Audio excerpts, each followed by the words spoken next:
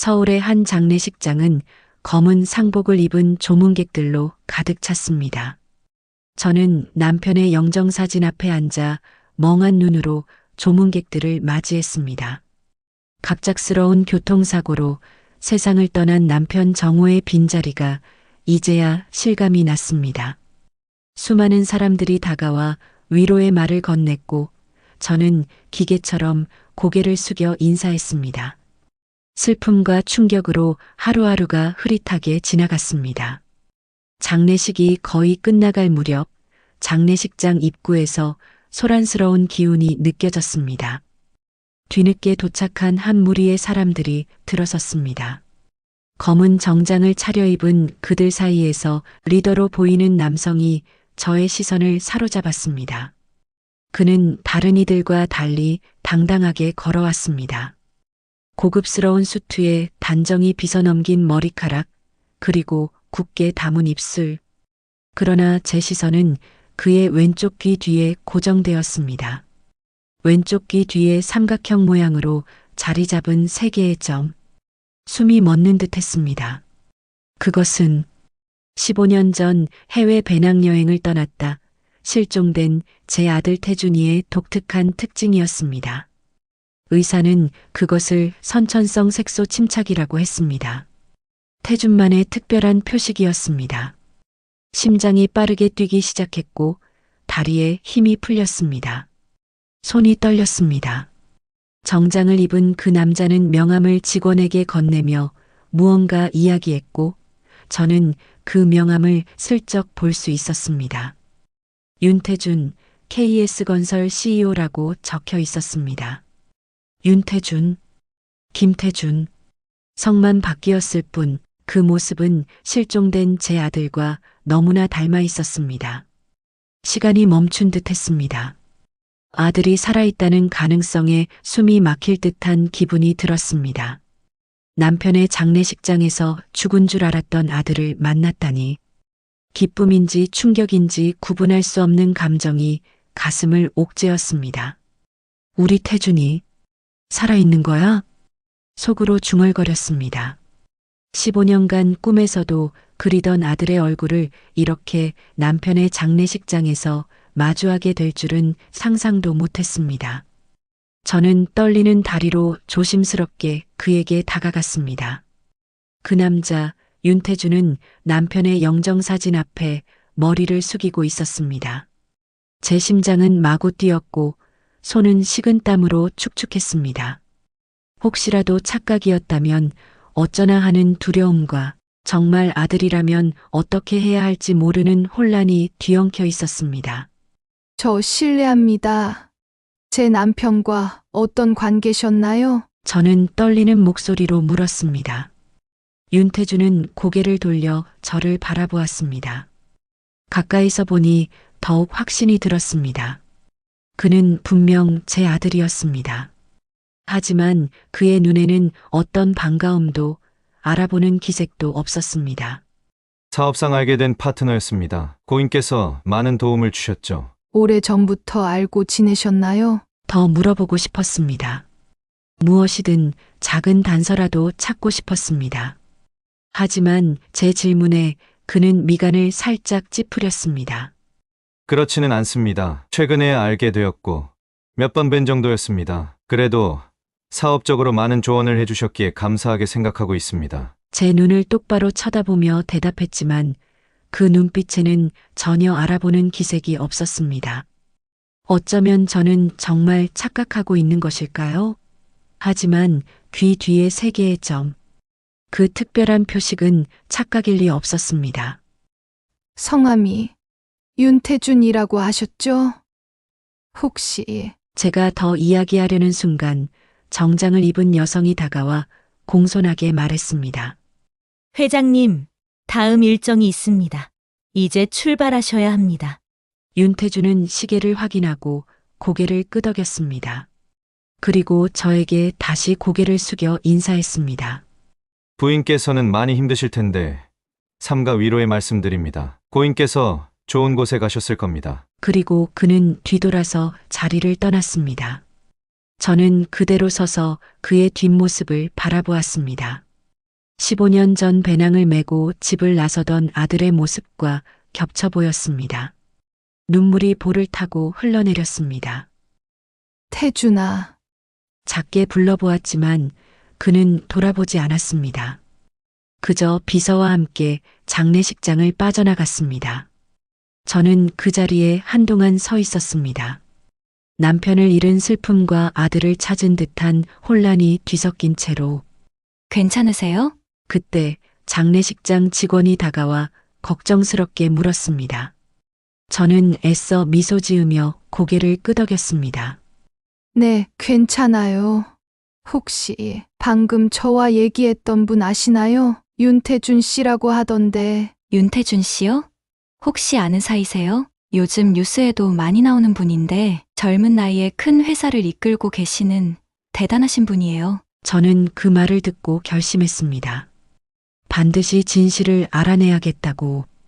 남편의 장례를 치르고 나면 그 남자가 정말 제 아들인지 확인해야 했습니다. 그가 제 아들이라면 왜 다른 사람으로 살고 있는지, 15년간 무슨 일이 있었는지 알아내야 했습니다. 남편의 장례식을 치른 지 일주일이 지났습니다. 그동안 저는 KS건설과 윤태준에 대해 가능한 모든 정보를 찾아보았습니다. 인터넷 기사, 신문, 경제 매거진까지. 그는 몇 년 전부터 갑자기 한국 건설업계에 등장한 인물이었습니다. 해외에서 성공한 사업가라는 것 외에는 그의 과거에 대한 정보가 거의 없었습니다. 그리고 오늘 저는 마침내 그를 만나기 위해 KS건설 본사를 찾았습니다. 강남 한복판에 우뚝 솟은 KS건설 본사 빌딩 앞에 서자 가슴이 더욱 빠르게 뛰었습니다. 검은색 정장을 입고 머리를 단정하게 올린 채 최대한 자신감 있는 모습으로 보이려 했지만 손에 쥔 가방은 떨림을 감출 수 없었습니다. 유리문을 밀고 들어서자 현대적인 인테리어의 넓은 로비가 눈앞에 펼쳐졌습니다. 대리석 바닥, 높은 천장, 그리고 중앙에 우뚝 선 회사 로고. 모든 것이 화려하고 위압적으로 느껴졌습니다. 떨리는 다리로 안내 데스크로 향했습니다. 안녕하세요. 윤태준 회장님을 뵙고 싶은데요. 데스크에 앉아있던 젊은 여성 직원이 저를 위아래로 훑어보았습니다. 예약이 되어 있으신가요? 아니요.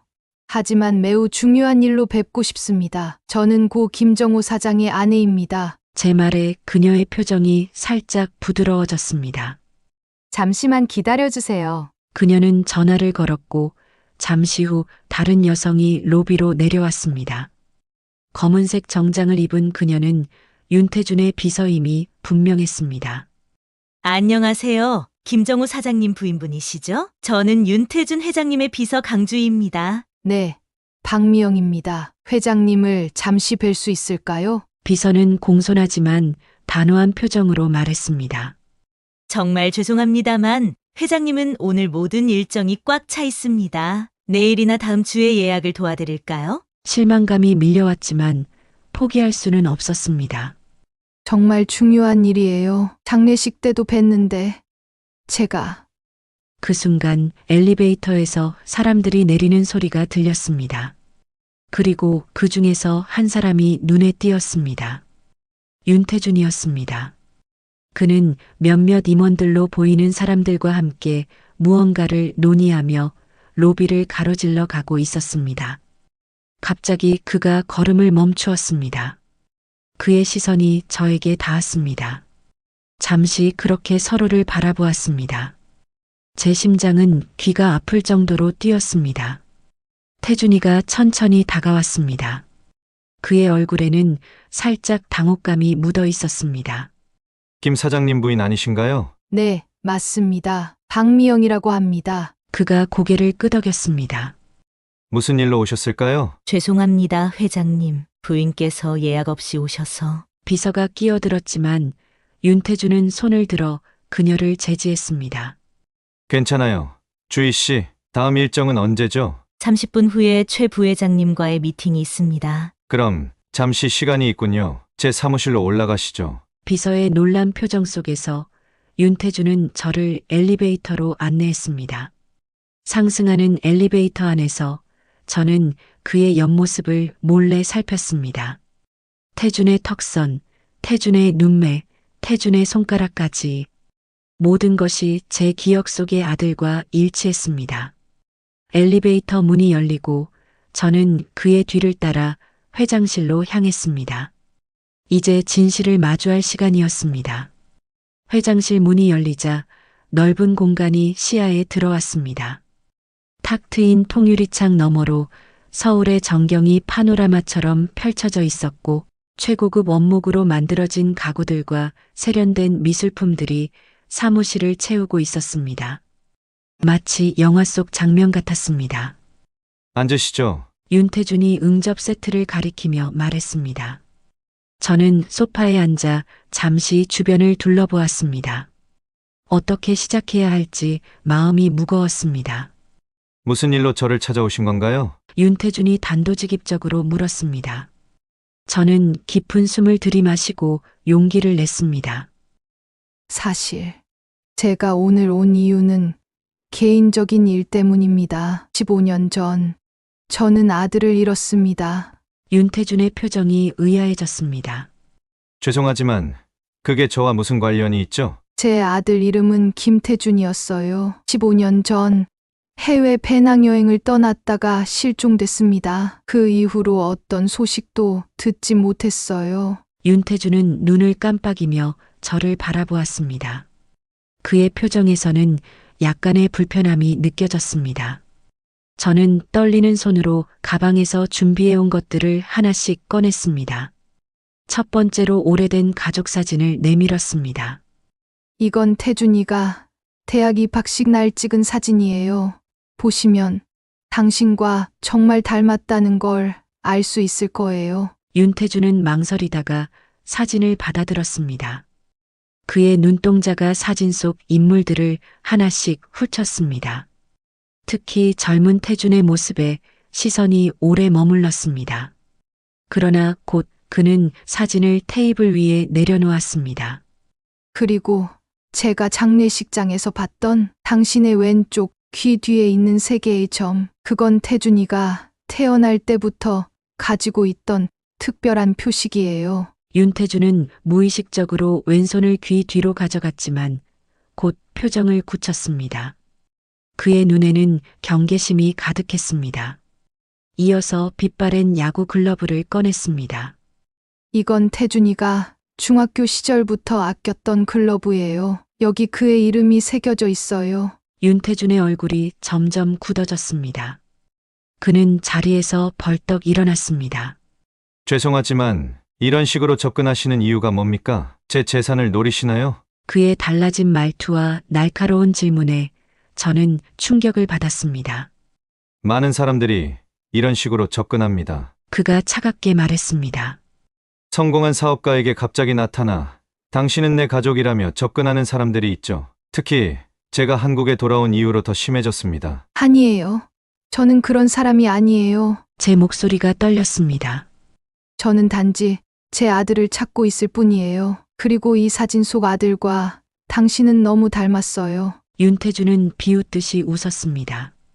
닮았다고요? 그게 증거입니까? 저는 윤태준입니다. 해외에서 성공한 사업가죠. 당신이 말하는 김태준이 아닙니다. 그럼 DNA 검사라도 하는 건 어떨까요? 제가 왜 당신의 의도에 넘어가야 하죠? 당신의 자식이 아닌데 왜 DNA 검사를 해야 하는지 이해가 안 됩니다. 그는 창가로 걸어가 서울의 전경을 내려다보았습니다.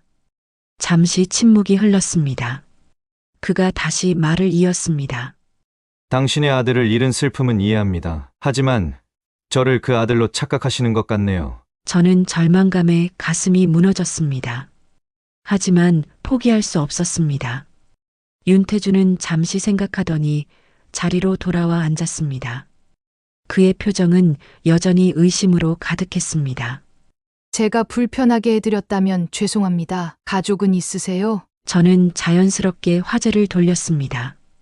어떻게든 더 얘기하고 싶었고 그의 모든 것을 알고 싶었습니다.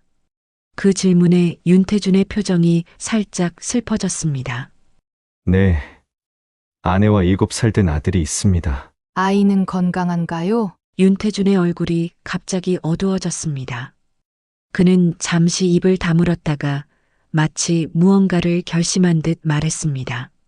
아들은 지금 많이 아픕니다. 단질환으로 부분 이식이 필요한 상태입니다. 그가 말했습니다. 문제는 저희 아들이 희귀 혈액형이라 그의 목소리가 흔들렸습니다. 혈액형이 어떻게 되나요? RH AB형입니다. 적합한 기증자를 찾기가 정말 어렵네요. RHAB형이요? 같은 혈액형이네요. 윤태준의 눈이 커졌습니다. 저는 말을 이어가며 용기를 내었습니다. 제가 이식 검사를 받아볼 수 있을까요? 윤태준은 깜짝 놀란 표정으로 저를 바라보았습니다. 그의 얼굴에 수많은 감정이 스쳐 지나갔습니다. 의심, 희망, 혼란, 경계심이 뒤섞여 있었습니다.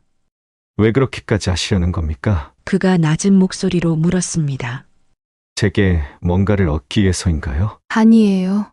그저 아픈 아이를 돕고 싶어서예요. 윤태준은 자리에서 일어나 창가로 걸어갔습니다. 그는 오랫동안 서울의 전경을 내려다보며 침묵했습니다. 그의 어깨가 무겁게 처져 있었습니다. 저는 여전히 당신을 의심합니다. 그가 마침내 입을 열었습니다.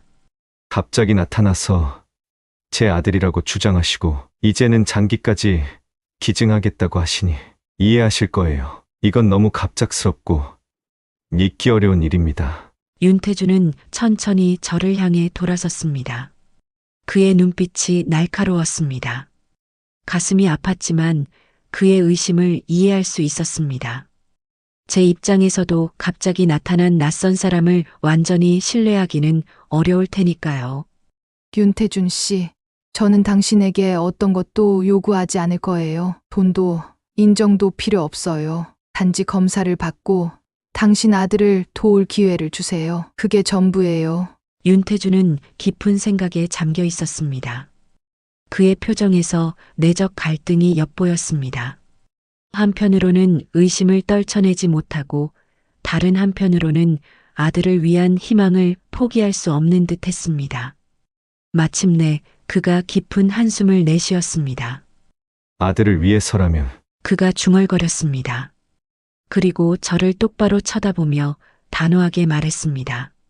하지만 이것이 무슨 함정이라면 법적 조치를 취할 겁니다. 우선 적합성 검사부터 시작해야 합니다. 그가 실무적인 목소리로 말했습니다.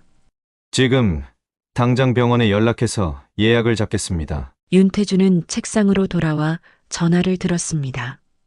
그가 병원 측과 대화하는 동안 저는 조용히 앉아 있었습니다. 가슴 속에서는 두려움과 희망이 교차했습니다. 제가 기증자로 적합하다면 태준이의 아들, 제 손자를 살릴 수 있는 기회였습니다.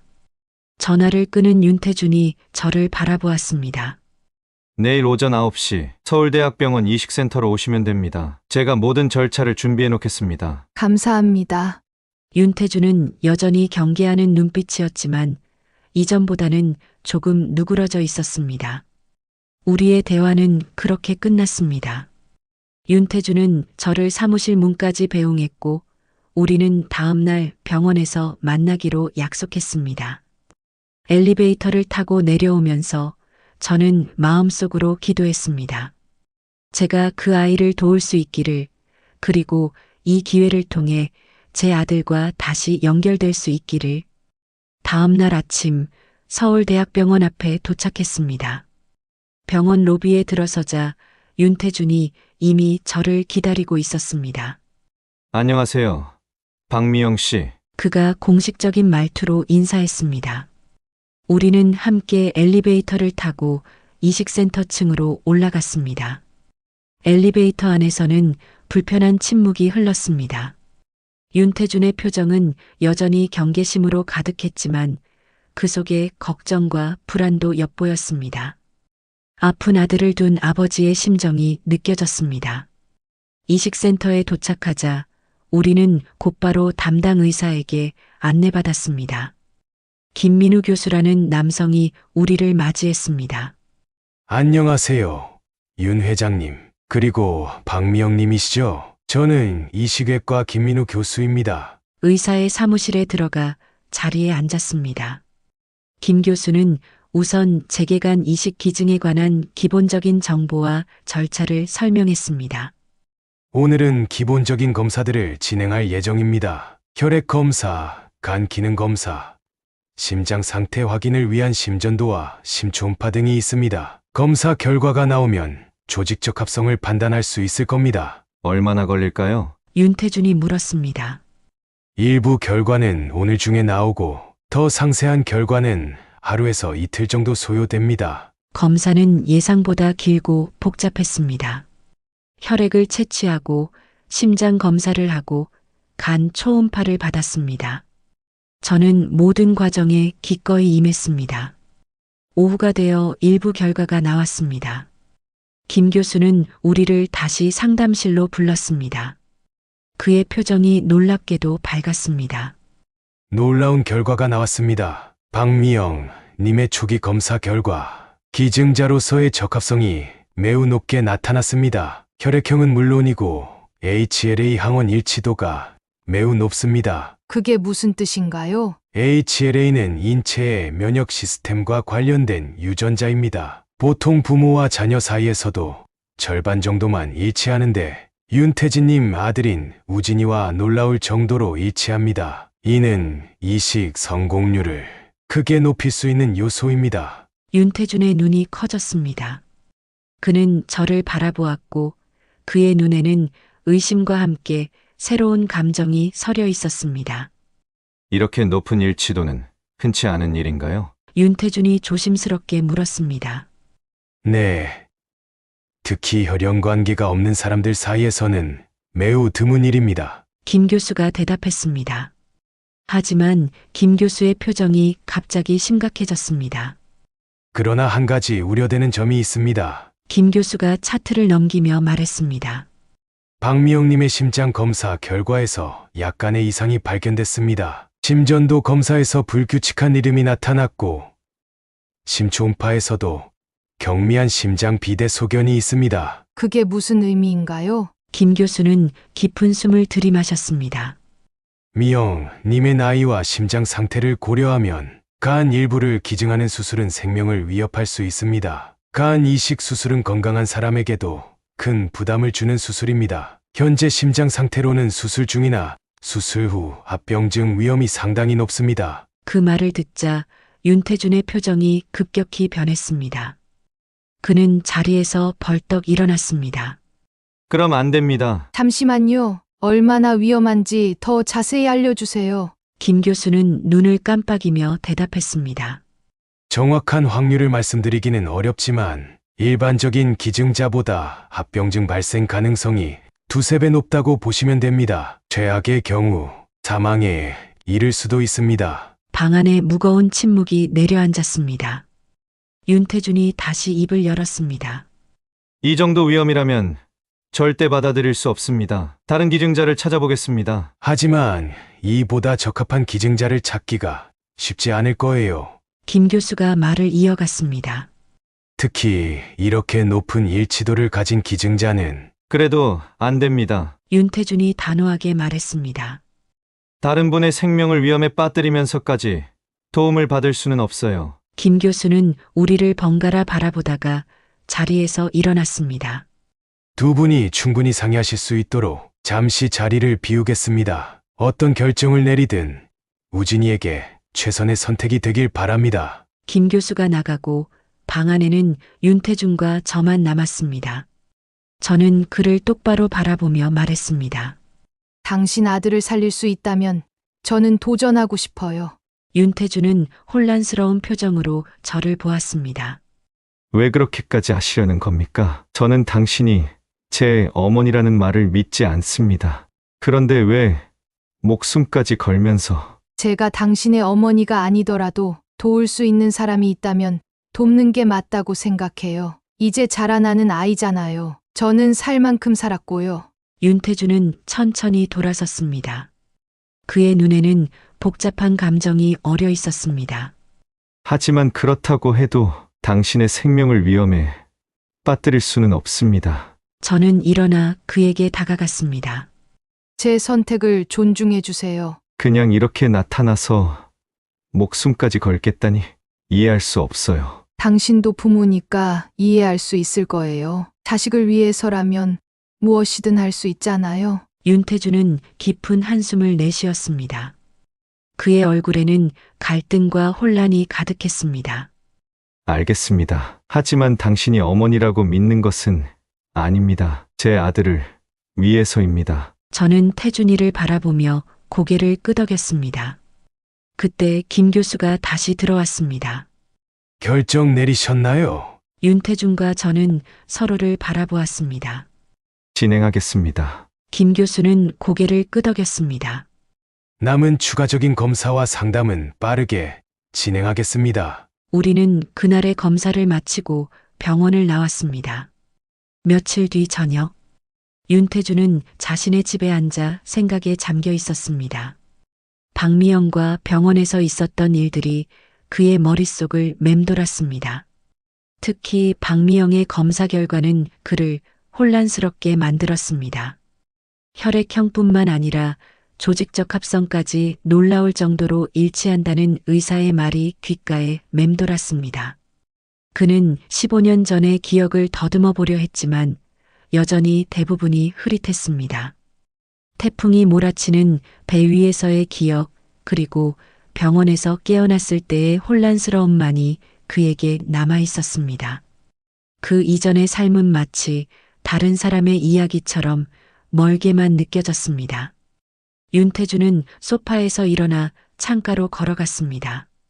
밤의 서울 풍경이 창밖으로 펼쳐져 있었습니다. 그는 자신의 삶을 되돌아보았습니다. 사고 후 그를 돌봐준 윤 씨 부부에게 입양되어 새로운 삶을 시작했고 열심히 공부하고 일해 성공한 사업가가 되었습니다. 아름다운 아내를 만나 사랑하는 아들을 얻었습니다.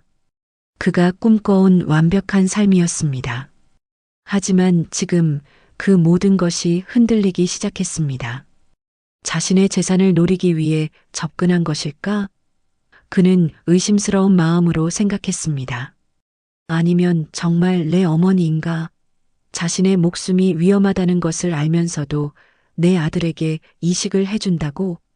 아들을 위해 어쩔 수 없이 수술을 승낙했지만 아직도 그녀에 대한 의심은 완전히 떨치기 힘들었습니다. 그리고 의사가 말했던 위험성이 그의 마음을 무겁게 눌렀습니다. 박미영의 나이와 심장 상태를 고려하면 수술은 생명을 위협할 수도 있다고 했습니다. 그런데도 그녀는 망설임 없이 기증을 자처했습니다. 만약 그녀가 정말 내 어머니라면 윤태주는 혼란스러워했습니다. 15년간 나를 찾아다녔다면, 그리고 이제 찾았는데 내 아들을 위해 자신의 생명까지 걸겠다면, 그는 다시 소파로 돌아와 앉았습니다. 테이블 위에는 얼마 전 박미영이 보여주었던 사진들이 놓여 있었습니다. 대학 입학식 날 찍은 가족 사진, 낡은 야구 글러브. 그는 천천히 사진을 집어들었습니다. 사진 속의 젊은 남성은 분명 그와 닮아 있었습니다. 같은 눈매, 같은 미간의 주름, 같은 입술 모양. 그리고 사진 속 부모님의 따뜻한 미소가 그의 가슴을 아프게 했습니다. 도대체 무슨 일이 있었던 걸까? 그는 중얼거렸습니다. 윤태주는 야구 글러브를 손에 쥐었습니다. 낡고 빛바랜 가죽이었지만 왠지 모르게 친숙한 느낌이 들었습니다. 그는 무의식적으로 왼손으로 글러브를 끼워 보았습니다. 묘하게 손에 딱 맞는 느낌이었습니다. 그때 2층에서 작은 기침 소리가 들렸습니다. 윤태주는 급히 글러브를 내려놓고 아들 방으로 향했습니다. 우진은 침대에 누워 있었고 그의 얼굴은 평소보다 더 창백해 보였습니다. 아빠, 우진이 작은 목소리로 불렀습니다. 우진아, 괜찮아? 윤태준이 아들의 이마에 손을 얹으며 물었습니다. 지난번에 병원에 온 아주머니 누구세요? 윤태준은 잠시 망설였습니다. 아빠를 도와주려는 좋은 분이야. 윤태준의 눈에 눈물이 고였습니다. 우진이를 재운 후 윤태준은 다시 거실로 내려왔습니다. 그의 마음속에는 여전히 의심과 혼란이 가득했습니다. 박미영이 정말 그의 어머니라면 그것은 그의 모든 정체성을 뒤흔들 일이었습니다. 그리고 만약 아니라면 무언가 위험한 계략이 있는 것이 분명했습니다. 그는 결심했습니다. 윤태준은 휴대폰을 꺼내 연락처를 찾아보았습니다. 그가 신뢰하는 유전자 검사 전문가였습니다. 이미 자정이 넘은 시간이었지만 그는 망설임 없이 전화를 걸었습니다. 박사님, 죄송합니다만 급한 일이 있습니다. 내일 DNA 검사를 의뢰하고 싶은데요. 최대한 빨리 결과를 받을 수 있을까요? 전화를 끄는 윤태준은 깊은 숨을 내쉬었습니다. 수술은 내일로 예정되어 있습니다. 그 전에 진실을 확인하고 싶었습니다. 박미영이 정말 그의 어머니인지 아니면 교묘한 사기꾼인지. 그는 책상 서랍에서 오래된 수첩을 꺼냈습니다. 입양 부모님이 남겨준 것으로 그가 병원에서 발견되었을 당시의 상황이 기록되어 있었습니다. 태풍으로 인한 배 사고, 한국인으로 추정되는 청년, 심한 두부 외상과 기억 상실, 그리고 왼쪽 귀 뒤에 3개의 점. 김태준. 그는 박미영이 주장하는 이름을 불러보았습니다. 낯설지만 어딘가 친숙한 이름이었습니다. 밤이 깊어갔습니다. 윤태준은 소파에 기대어 잠시 눈을 감았습니다. 창밖으로 보이는 별들이 서서히 희미해지고 새벽의 첫 빛이 하늘을 물들이기 시작했습니다. 수술 당일 아침, 저는 병실에서 이식 수술 준비를 하고 있었습니다. 간호사가 건네준 하늘색 수술복으로 갈아입고 머리망을 쓰고 모든 장신구를 제거했습니다. 긴장되세요? 간호사가 친절하게 물었습니다. 네, 조금요. 긴장된다고 대답은 했지만 사실 마음은 이상하리만큼 평온했습니다. 이제 제가 할 일이 명확했기 때문이었습니다. 제 아들을 찾았고 제 손자를 살릴 수 있다면 그것보다 더 중요한 것은 없었습니다.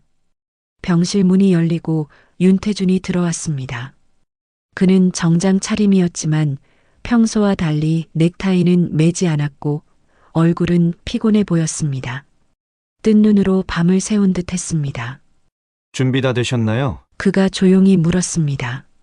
네, 거의요. 우진이는요?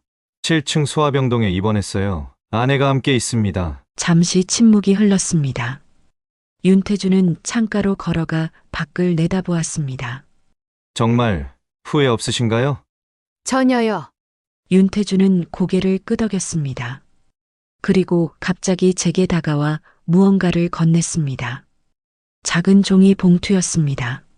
이게 뭔가요? 행운의 부적이라고 생각해 주세요. 그가 어색하게 웃으며 말했습니다. 양어머니가 제 어릴 적 수술 때 주셨던 거예요. 제 눈에 눈물이 고였습니다. 그가 저를 어머니라고 부르지는 않았지만 이런 소중한 것을 나눠준다는 것 자체가 그의 마음이 조금씩 열리고 있다는 신호처럼 느껴졌습니다. 고마워요. 그때 김민우 교수와 간호사들이 병실에 들어왔습니다. 곧 수술이 시작됩니다. 이제 수술실로 모시겠습니다. 김 교수가 말했습니다. 간호사들이 침대를 밀기 시작했습니다. 윤태준은 병실 문 앞에 서서 저를 바라보았습니다. 그의 눈에는 복잡한 감정이 어려 있었습니다. 침대가 복도를 지나 엘리베이터로 향하는 동안 저는 윤태준이 몰래 제 베개 밑에서 무언가를 집어드는 것을 보았습니다. 머리카락 몇 가닥이었습니다. 그는 빠르게 그것을 작은 비닐 봉투에 넣어 주머니에 넣었습니다. DNA 검사를 위한 샘플이었을 겁니다. 저는 그의 행동에 안심이 되었습니다. 곧 그는 진실을 알게 될 겁니다. 수술실로 이동하는 동안 저는 마음속으로 기도했습니다. 여보, 보고 있나요? 우리 아들을 찾았어요. 그리고 이제 우리 손자를 살릴 거예요. 수술실은 차갑고 밝았습니다. 간호사들이 저를 수술대로 옮기고 마취 전문의가 다가왔습니다. 의식이 서서히 흐려지기 시작했습니다. 그 사이 윤태주는 병원 복도를 빠르게 걸었습니다. 손에는 방금 채취한 머리카락 샘플이 들어있는 봉투가 있었습니다. 그는 병원 로비를 지나 주차장으로 향했습니다. 그곳에는 이미 그가 신뢰하는 유전자 검사 전문가가 기다리고 있었습니다. 윤태준이 봉투를 건넸습니다. 바로 검사하겠습니다. 신속 검사로 2시간 내에 결과를 받으실 수 있습니다. 전문가가 떠난 후 윤태준은 다시 병원으로 돌아왔습니다. 수술은 이미 시작되었습니다. 그는 7층 대기실에 앉아 초조하게 시간을 보냈습니다. 그의 마음은 복잡했습니다. 한편으로는 DNA 검사 결과가 나오기를 기다리고 다른 한편으로는 수술이 무사히 진행되기를 바랐습니다. 아내 유나가 커피를 들고 대기실로 왔습니다. 여보, 괜찮아? 그녀가 걱정스럽게 물었습니다. 그냥 긴장돼서. 윤태준이 대답했습니다. 우진이는 잘 자고 있어요. 윤태준은 고개를 끄덕였습니다. 그는 아내에게 DNA 검사에 대해 말하지 않았습니다. 결과가 나오기 전에는 더 많은 혼란을 만들고 싶지 않았습니다. 저분이 정말 당신 어머니일까요? 유나가 조심스럽게 물었습니다. 윤태준은 한숨을 내쉬었습니다. 모르겠어. 하지만 곧 알게 될 거야. 시간이 천천히 흘렀습니다. 수술은 예정대로 진행 중이었고 의사들은 간간히 상황을 알려왔습니다. 수술이 시작된 지 정확히 2시간 후 윤태준의 휴대폰이 울렸습니다. 검사 결과였습니다. 윤 회장님, 결과가 나왔습니다. 윤태준의 심장이 빠르게 뛰기 시작했습니다. 결과는 99.9% 확률로 모자 관계입니다. 오차 범위가 거의 없는 수치입니다. 박미영 씨는 분명히 회장님의 생물학적 어머니입니다. 윤태준의 손에서 전화기가 미끄러져 내릴 뻔했습니다. 그는 근처 벽에 기대어 섰습니다. 숨을 쉬기가 어려웠습니다. 전화를 끄는 윤태준은 그 자리에 한동안 서 있었습니다. 그의 온 세상이 뒤흔들리는 듯한 느낌이었습니다. 15년간 그가 알고 있던 자신의 정체성, 그가 쌓아온 삶, 모든 것이 새로운 의미를 가지게 되었습니다.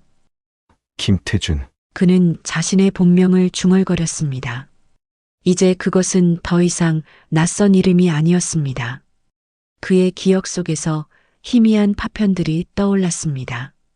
대학 입학식 날의 기쁨, 배낭여행을 준비하던 설렘, 그리고 태풍이 몰아치던 바다 위에서의 공포. 완전한 기억은 아니었지만 조각들이 서서히 맞춰지기 시작했습니다. 윤태준은 대기실로 돌아가 아내에게 다가갔습니다. 여보, 말해줄 게 있어. 그가 떨리는 목소리로 말했습니다. 유나는 그의 눈에 맺힌 눈물을 보고 놀랐습니다. 방금 DNA 검사 결과가 나왔어. 박미영 씨는 정말로 내 어머니야. 유나의 눈이 커졌습니다. 그녀는 잠시 말을 잇지 못했습니다. 나는 15년 전에 실종된 김태준이야. 유나는 말없이 그를 끌어안았습니다. 그들은 한동안 그렇게 서 있었습니다. 윤태준의 어깨가 흔들렸습니다. 그때 수술실에서 나온 김 교수가 그들에게 다가왔습니다. 그의 얼굴은 피곤해 보였고 이마에는 땀이 맺혀 있었습니다. 무엇보다 그의 표정이 심각했습니다. 김 교수는 심호흡을 한 뒤 입을 열었습니다. 우진이의 상태는 안정적입니다. 이식된 간이 잘 기능하고 있어요. 윤태준과 유나의 얼굴에 안도의 표정이 스쳤지만 곧 긴장감이 다시 감돌았습니다. 김 교수의 표정에 여전히 무거움이 느껴졌기 때문입니다. 하지만 박미영 님의 상태가 위중합니다. 출혈이 심해 위험한 상황입니다. 윤태준의 얼굴에서 핏기가 싹 가셨습니다. 수술 과정에서 예상치 못한 합병증이 발생했습니다. 간 일부를 절제하는 과정에서 출혈이 시작됐고, 그것이 점점 악화되었어요. 게다가 심장에도 무리가 갔습니다. 윤태주는 말문이 막혔습니다. 그의 머릿속에는 혼란스러운 생각들이 맴돌았습니다. 방금 찾은 어머니를 다시 잃게 될지도 모른다는 공포, 어머니가 자신의 아들을 살리기 위해 생명을 걸었다는 슬픔, 그리고 15년 동안 어머니를 알아보지 못했다는 죄책감까지. 지금 최선을 다해 출혈을 막고 있습니다. 김 교수가 말을 이었습니다. 하지만 솔직히 말씀드리자면 상황이 매우 좋지 않습니다. 다음 1시간이 고비가 될 것 같습니다. 윤태주는 벽에 기대어 섰습니다. 다리에 힘이 빠지는 것 같았습니다. 김 교수는 그들을 격려하는 말을 더하고 싶었지만 호출기가 울렸습니다. 그는 황급히 수술실로 돌아갔습니다. 윤태주는 의자에 천천히 앉았습니다. 아내가 옆에서 그의 등을 토닥였지만 그는 마치 다른 세계에 있는 것처럼 무반응이었습니다. 그의 눈에는 눈물이 고여 있었습니다. 시간은 너무나 천천히 흘러갔습니다. 매분, 매초가 영원처럼 느껴졌습니다. 그는 어머니의 얼굴을 떠올렸습니다. 장례식장에서 처음 봤을 때의 그 놀란 표정, 회사에서 만났을 때의 간절함, 그리고 병원에서 검사를 받을 때의 결연한 의지. 모든 것이 이제야 이해가 되었습니다. 그녀의 모든 행동은 잃어버린 아들을 찾고 그 아들의 행복을 지키기 위한 것이었습니다. 엄마, 윤태주는 무의식적으로 중얼거렸습니다. 15년 만에 처음으로 그 단어가 그의 입에서 나왔습니다. 대기실의 문이 열리고 간호사가 들어왔습니다. 윤 회장님, 우진이가 회복실에서 깨어났습니다. 상태가 안정적이에요. 윤아는 기쁨에 찬 표정으로 일어났습니다. 윤아는 윤태준을 바라보고 같이 가자는 눈빛을 보냈지만 태준은 잠시 고민했습니다. 물론 아들이 걱정되었지만 지금 그의 마음은 수술실 안에 있는 어머니에게 더 가 있었습니다. 당신이 먼저 가봐. 난 여기서 기다릴게. 윤아는 이해한다는 듯 고개를 끄덕이고 간호사를 따라 나갔습니다. 혼자 남은 윤태주는 수술실 문을 바라보며 깊은 생각에 잠겼습니다. 그의 눈은 계속해서 시계를 향했습니다. 이미 1시간이 지났지만 아직 소식이 없었습니다. 마침내 수술실 문이 열렸습니다. 김 교수가 지친 표정으로 나왔습니다. 윤태주는 급히 다가갔습니다. 어떻게 됐습니까? 그의 목소리는 거의 속삭임에 가까웠습니다. 김 교수의 표정은 여전히 무거웠습니다. 출혈은 일단 멈췄습니다. 하지만 상태가 여전히 불안정해요. 심장에 무리가 많이 갔고 혈압도 낮습니다. 살 수 있을까요? 윤태주는 떨리는 목소리로 물었습니다. 지금으로서는 확실한 말씀을 드리기 어렵습니다. 윤태준의 눈에서 눈물이 흘러내렸습니다. 그는 더 이상 감정을 억누를 수 없었습니다. 제발 엄마를 살려주세요. 그가 흐느끼며 중얼거렸습니다. 김 교수는 윤태준의 눈에서 흘린 눈물을 보며 고개를 끄덕였습니다. 최선을 다하겠습니다. 지금은 그분도 굉장히 강한 의지를 보여주고 계세요. 아마 아들을 위해, 손자를 위해 버티고 계신 것 같습니다. 윤태준은 고개를 끄덕였습니다. 그는 눈물을 훔치며 김 교수에게 물었습니다. 잠시 볼 수 있을까요? 김 교수는 잠시 고민하다가 고개를 끄덕였습니다. 중환자실로 옮기는 동안 잠시 볼 수 있을 겁니다. 하지만 말을 걸거나 접촉하시면 안 됩니다. 윤태준은 김 교수를 따라 수술실 밖 복도로 나갔습니다.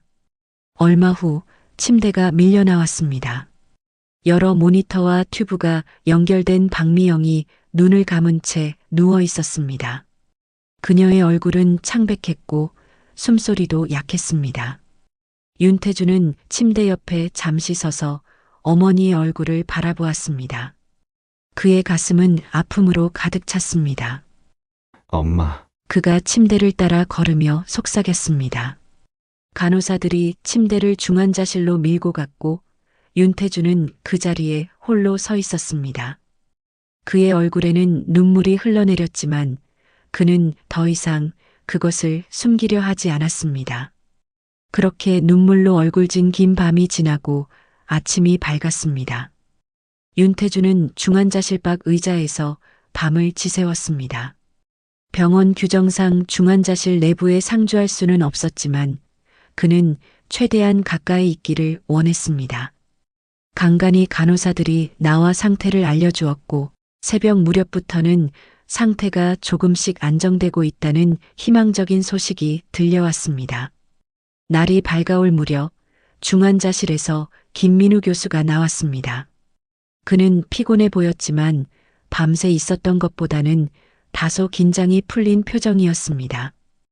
윤태준이 벌떡 일어났습니다. 앉아 계세요. 김 교수가 손짓하며 말했습니다. 밤새 거의 주무시지 못했을 텐데요. 어머니 상태가 어떤가요? 김 교수는 미소를 지었습니다. 상태가 많이 호전되고 있습니다. 혈압이 안정되었고 심장 기능도 회복되고 있어요. 아직 안심할 단계는 아니지만 고비는 넘긴 것 같습니다. 윤태준의 얼굴에 안도의 미소가 번졌습니다. 그는 자신도 모르게 눈물을 훔쳤습니다.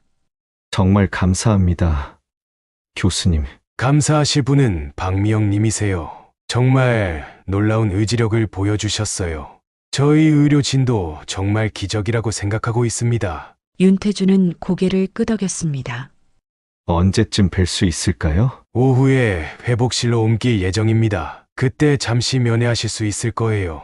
윤태준은 그날 오후를 기다리며 병원에 머물렀습니다. 그는 우진이의 병실과 중환자실을 오가며 시간을 보냈습니다. 우진이는 놀랍도록 빠르게 회복되고 있었고 이미 침대에 앉아 가볍게 식사까지 할 수 있었습니다. 오후 3시경 간호사가 윤태준을 찾아왔습니다. 윤 회장님, 박미영 님이 회복실로 이동하셨습니다. 지금 면회하실 수 있어요. 윤태준은 가슴이 두근거리는 느낌으로 회복실로 향했습니다. 문 앞에서 잠시 멈춰 깊은 숨을 들이마셨습니다. 지난 며칠간 그의 인생은 완전히 뒤바뀌었습니다. 15년간 잃어버렸던 정체성을 되찾았고 그와 함께 어머니도 다시 찾았습니다. 회복실은 조용했습니다. 몇 개의 병상이 있었지만 커튼으로 구분되어 있어 프라이버시가 보장되었습니다. 간호사는 윤태준을 박미영이 있는 병상으로 안내했습니다.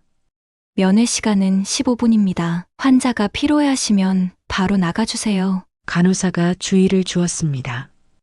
윤태준은 고개를 끄덕이고 커튼 안으로 들어갔습니다. 병상에는 박미영이 누워 있었습니다. 그녀의 얼굴은 여전히 창백했고 여러 기계와 튜브가 연결되어 있었지만 호흡은 안정적이었습니다. 윤태준은 조용히 그녀 옆에 의자에 앉았습니다. 그는 조심스럽게 어머니의 손을 잡았습니다. 그 손은 차갑고 약했지만 여전히 생명력이 느껴졌습니다. 윤태준은 그 손을 가만히 쥐고 있었습니다. 그의 마음은 복잡한 감정으로 가득했습니다. 기쁨, 후회, 안도, 그리고 깊은 감사. 윤태준은 말없이 어머니의 손을 잡은 채 그녀의 얼굴을 바라보았습니다. 그는 어머니의 얼굴에서 자신의 모습을 찾을 수 있었습니다. 같은 눈매, 같은 콧날, 그리고 무엇보다 그 의지의 표정까지. 갑자기 미영의 손가락이 미세하게 움직였습니다. 윤태준은 깜짝 놀라 어머니의 얼굴을 주시했습니다. 미영의 눈꺼풀이 천천히 떨리더니 마침내 눈을 떴습니다. 처음에는 초점이 없는 눈빛이었지만 곧 윤태준에게 시선이 고정되었습니다. 윤태준의 눈에서 눈물이 쏟아졌습니다. 어머니, 감사합니다. 그가 떨리는 목소리로 말했습니다. 처음으로 그는 박미영을 어머니라고 불렀습니다. 미영의 눈에도 눈물이 고였습니다. 그녀는 작은 미소를 지었습니다. 내 아들. 그녀가 겨우 속삭였습니다. 윤태주는 어머니의 손을 더 단단히 잡았습니다. 네, 어머니, 저 김태준이에요. 미영은 천천히 고개를 끄덕였습니다. 그녀의 눈에는 말로 표현할 수 없는 기쁨이 어려 있었습니다. 우진이는 어떻게? 그녀가 물었습니다. 잘 지내고 있어요. 회복이 정말 빨라요. 미영의 입가에 안도의 미소가 번졌습니다. 다행이구나. 그 아이가 건강하면 돼. 어머니, 덕분이에요. 어머니가 손자를 살렸어요. 그리고 저도 찾아주셨어요. 미영은 떨리는 손을 들어 윤태준의 얼굴을 쓰다듬었습니다. 그녀의 눈에 눈물이 가득 고였습니다. 15년 동안 매일 기도했단다. 내가 어딘가에 살아있길, 그리고 우리가 다시 만날 수 있길. 윤태준은 어머니의 손을 자신의 뺨에 가져다 대었습니다. 그의 눈물이 그 손을 적셨습니다. 죄송해요. 어머니, 기억하지 못해서, 알아보지 못해서. 그건 내 잘못이 아니야. 미영이 부드럽게 말했습니다. 중요한 건 지금 우리가 다시 만났다는 거야. 두 사람은 한동안 말없이 서로를 바라보았습니다. 15년의 시간이 한순간에 녹아내리는 듯 했습니다. 비록 윤태준의 기억은 아직 완전하지 않았지만 그의 가슴은 이미 진실을 알고 있었습니다. 그는 김태준이었고 박미영은 그의 어머니였습니다. 15년 만에 진정한 재회의 순간이었습니다. 그때 문이 열리고 김 교수가 들어왔습니다. 그는 눈물을 훔치는 두 사람을 보고 따뜻한 미소를 지었습니다. 이것이 바로 의학에서 말하는 기적입니다. 박미영님의 회복 속도가 놀랍습니다. 지금 보이시는 회복 속도라면 예상보다 훨씬 빨리 회복하실 수 있을 거예요. 김 교수는 미영의 상태를 체크한 후 다시 말했습니다. 이제 환자가 쉬셔야 합니다. 나중에 다시 면회하실 수 있어요. 윤태준은 고개를 끄덕였습니다. 그는 어머니의 손을 한 번 더 꼭 잡았습니다. 그리고 어머니의 이마에 부드럽게 입맞춤을 했습니다. 회복실을 나온 윤태준은 복도에서 기다리고 있던 유나를 만났습니다. 그녀의 얼굴에는 걱정과 기대가 뒤섞여 있었습니다. 윤태준은 아내를 향해 밝게 미소 지었습니다. 그의 눈에는 여전히 눈물이 맺혀 있었지만 이제 그것은 슬픔의 눈물이 아니었습니다. 어머니가 깨어나셨어. 유나는 기쁨에 찬 표정으로 남편을 끌어안았습니다. 여보, 고마워. 윤태준이 속삭였습니다. 이 모든 상황에서 날 이해해줘서. 당연하지. 우리는 가족이잖아. 유나가 대답했습니다. 그렇게 수술한 지 이틀이 지났습니다. 저는 놀라운 속도로 회복되고 있었고 이미 일반 병실로 옮겨진 상태였습니다. 의사들도 제 회복 속도에 놀라워했지만 저는 그것이 아들을 다시 찾았다는 기쁨 때문이라고 생각했습니다. 마음의 상처가 치유되자 몸도 따라 회복되는 것 같았습니다. 오후 햇살이 병실 창문으로 따스하게 비쳐들었습니다. 태준이 꽃다발을 들고 병실에 찾아왔습니다. 그는 이제 윤태준이 아닌 김태준으로 스스로를 인식하기 시작했지만 여전히 주변 사람들에게는 윤태준으로 불리고 있었습니다. 법적인 절차는 나중에 천천히 밟기로 했습니다. 어머니, 오늘은 좀 어떠세요? 태준이 꽃병에 물을 채우며 물었습니다. 많이 좋아졌어. 제가 미소 지으며 대답했습니다. 의사 선생님이 회복이 빠르다고 놀라시더라고. 태준은 꽃을 꽃병에 예쁘게 꽂은 후 제 침대 옆에 앉았습니다. 그의 얼굴에는 피로가 역력했지만 눈빛은 밝았습니다. 이전의 날카로운 경계심은 온데간데였고 그 자리에 따뜻함이 자리 잡았습니다. 우진이는 어떻게 지내? 잘 지내고 있어요. 어머니의 간이 잘 맞은 모양이에요. 제 입가에 미소가 번졌습니다. 손자가 건강하게 회복되고 있다는 소식만큼 기쁜 일은 없었습니다. 만나보고 싶은데 아직은 몸이 좀 버거워서. 걱정 마세요. 우진이도 어머니를 정말 만나고 싶어 해요. 할머니한테 감사하다고 꼭 말하고 싶대요. 할머니라는 단어가 제 귀에 감미롭게 울렸습니다. 15년 전 잃어버린 아들을 찾은 것도 기적이지만 이제 손자까지 생겼다는 것은 또 다른 기적이었습니다. 잠시 침묵이 흘렀습니다. 태주는 창밖을 바라보며 무언가 생각에 잠긴 듯 했습니다. 그의 표정에 복잡한 감정이 스쳐 지나갔습니다. 한 가지 궁금한 게 있어요. 아버지는 어떤 분이셨어요? 그가 조심스럽게 물었습니다. 제 가슴이 찡했습니다. 남편 정우를 떠올리니 여전히 마음이 아팠습니다. 하지만 이제 그 아픔 속에 위로가 함께했습니다. 아들을 찾았으니까요. 내 아버지는 정말 좋은 사람이었어. 성실하고 책임감이 강했지. 그리고 너를 정말 사랑했단다. 내가 실종됐을 때 그는 모든 것을 포기하고 널 찾아다녔어. 전 세계를 다녔지. 태준의 눈에 눈물이 고였습니다. 그는 고개를 숙이고 손으로 눈물을 훔쳤습니다. 기억이 나지 않아서 죄송해요. 괜찮아, 태준아. 그건 내 잘못이 아니야. 제가 그의 손을 잡으며 말했습니다. 잠시 생각에 잠겼다가 문득 궁금한 점이 떠올랐습니다. 그런데 아빠와는 어떤 관계였어? 장례식장에는 어떻게 오게 된 거야? 태주는 잠시 생각에 잠겼다가 대답했습니다. 3개월 전 한국에 왔을 때 우연히 아버지 회사와 거래를 하게 됐어요. 저희 KS건설이 아버지 회사와 합작 프로젝트를 진행하게 되었거든요. 제 심장이 빠르게 뛰기 시작했습니다.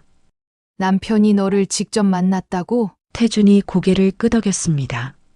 네, 사업적으로 많은 조언을 해주셨죠. 아버지가 널 알아보지 않았니?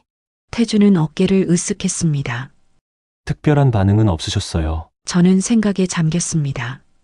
그가 아들을 봤다면 알아보지 않았을 리가 없는데 남편은 아들을 그토록 찾아 헤맸는데 정말로 알아보지 못했을까요? 그건 거의 불가능해 보였습니다. 어머니, 괜찮으세요? 태준이 걱정스럽게 물었습니다. 응, 괜찮아. 그냥 내 아버지 생각을 하니까 조금 감정이 복잡해져서. 태준은 제 손을 꼭 잡아주었습니다. 제 눈에 눈물이 고였습니다. 남편에 대한 그리움과 아들을 되찾은 기쁨이 뒤섞여 복잡한 감정이 일었습니다. 하지만 남편이 태준을 만났다는 사실이 계속 마음에 걸렸습니다. 무언가 이상했습니다. 남편이 정말로 아들을 알아보지 못했을까요? 태준아, 너와 아버지가 만난 날짜 기억나니? 제가 조심스럽게 물었습니다. 태준은 잠시 생각했습니다. 첫 만남은 약 3개월 전이었어요. 그 후 몇 번 더 만났고요. 3월 초 남편이 사고를 당한 것은 4월 말이었습니다. 그 사이에 거의 2달의 시간이 있었습니다. 2달 동안 남편은 무엇을 했을까요? 왜 저에게 아들을 찾았다는 말을 하지 않았을까요? 퇴원 후 약 3주가 지났습니다. 저는 이제 집에서 휴식을 취하며 회복에 전념하고 있었습니다. 태주는 매일 저를 찾아와 도움을 주었고 우진이도 종종 함께 왔습니다. 손자는 놀라울 정도로 빠르게 회복되어 이미 학교에 다시 다니기 시작했습니다. 제 삶은 갑작스럽게 변했지만 그 변화는 기적과도 같았습니다. 잃어버린 아들을 되찾고 새로운 가족을 얻었으니까요. 하지만 제 마음 한구석에는 여전히 의문이 남아 있었습니다. 남편 정우가 태준을 만났다는 사실이 계속 저를 괴롭혔습니다. 오늘은 아버지의 유품을 정리해보는 게 어떨까? 제가 태준에게 제안했습니다. 태준은 잠시 고민하더니 고개를 끄덕였습니다. 네. 그러면 좋겠어요. 저도 아버지에 대해 더 알고 싶어요. 그렇게 우리는 남편 정호의 서재로 향했습니다. 서재는 남편이 생전에 가장 많은 시간을 보냈던 공간이었습니다.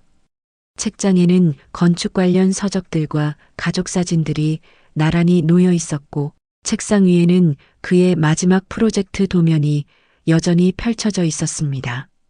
우리는 천천히 서재의 물건들을 살펴보기 시작했습니다. 책장의 책들, 서랍 속의 문서들, 캐비닛 안의 상자들. 남편은 매우 체계적인 사람이었기에 모든 것이 정리되어 있었습니다. 하지만 한 서랍만큼은 잠겨 있었습니다. 책상 왼쪽 아래에 있는 작은 서랍이었습니다. 이건 열어본 적이 없어. 항상 잠겨 있었거든. 열쇠는 없나요? 저는 고개를 저었습니다. 아버지만 알고 있었을 거야. 태주는 잠시 생각하다가 책상 위의 펜 홀더를 살펴보았습니다. 그는 그 아래에서 작은 열쇠를 발견했습니다. 이걸로 한번 해볼까요? 열쇠는 서랍에 완벽하게 맞았습니다. 서랍이 열리자 그 안에는 가죽 표지의 다이어리 한 권이 들어 있었습니다. 남편의 이름이 금박으로 새겨진 다이어리였습니다. 태준이 조심스럽게 그것을 꺼냈습니다. 우리는 함께 소파에 앉아 다이어리를 펼쳤습니다. 첫 페이지에는 날짜가 기록되어 있었습니다. 그것은 태준이 실종된 날로부터 시작되어 있었습니다. 아버지가 15년 동안 일기를 썼구나. 우리는 천천히 페이지를 넘겼습니다. 초반부는 절망과 고통으로 가득했습니다. 아들을 찾기 위해 경찰서를 전전하고 해외 대사관을 찾아다니고 심지어 사설 탐정까지 고용했던 내용이었습니다. 중간 부분에는 간간히 희망의 흔적이 보였다가 다시 절망으로 돌아가는 감정의 롤러코스터가 기록되어 있었습니다. 그리고 마지막 부분, 남편이 사고로 세상을 떠나기 몇 달 전부터 우리는 충격적인 하지만 어쩌면 예상했던 내용을 발견했습니다. 3월 5일 오늘 KS건설의 윤태준 회장을 만났다. 젊은 나이에 대단한 성공을 이룬 사업가였다. 하지만 그를 보는 순간 가슴이 멎는 것 같았다. 그의 얼굴, 목소리, 심지어 손짓까지 우리 태준과 너무 닮아 있었다. 15년이란 세월이 흘렀지만 아버지는 자식을 알아볼 수 있다. 그가 우리 아들일까? 하지만 어떻게 확인할 수 있을까? 3월 12일 오늘 다시 윤태준을 만났다. 의도적으로 태준이 좋아했던 이야기들을 꺼내보았지만 그는 아무런 반응을 보이지 않았다. 하지만 그의 귀에 있는 점, 이건 우연이 아니다. 내 가슴은 확신으로 가득 차지만 이성은 증거를 요구한다. 3월 20일 DNA 검사를 어떻게 할지 알아보고 있다. 하지만 쉽지 않다. 윤태준의 머리카락이나 타액 같은 샘플을 어떻게 구할 수 있을까? 그리고 만약 그가 정말 우리 아들이라면 왜 기억을 잃었을까? 무슨 일이 있었던 걸까? 4월 2일 오늘 의사 친구를 만났다. 그에게 기억상실증에 대해 물어보았다. 심한 외상이나 충격으로 장기 기억상실이 가능하다고 한다. 특히 배에서 사고가 났다면 산소 부족으로 인한 뇌 손상이 있었을 수도 있다고. 윤태준이 정말 우리 태준이라면 그는 자신의 과거를 전혀 기억하지 못하는 것 같다.